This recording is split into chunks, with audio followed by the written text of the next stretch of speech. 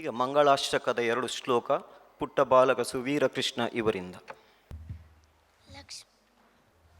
लक्ष्मीर्यस्य परिग्रहः कमलभो सोनुः करत्मान् रतः पौत्रश्चन्द्रविभूषणः सुरगुरुः शेषश्च शय्या पुनः ब्रह्माण्डं वरमन्दिरं सुरगणाः यस्य प्रभो सेवकाः शस्त्रैलोक्यकुटुम्बपालनपरः कुर्याद्धरिर्मङ्गलं ब्रह्मा वायुगिरीशेष गरुडादेवेन्द्र कामौ गुरुः चन्द्रार्कौ वरुणा नलौ मनयमौ वित्तेश विघ्नेश्वरौ नासत्यौ निर्रतिर्मरुद्गुणयुताः पर्जन्यमित्रादयः सस्त्रीकासुरपुङ्गवाः प्रतिदिनं कुर्वन्तु नो मङ्गलं विश्वामित्रपराशरौ रभगवो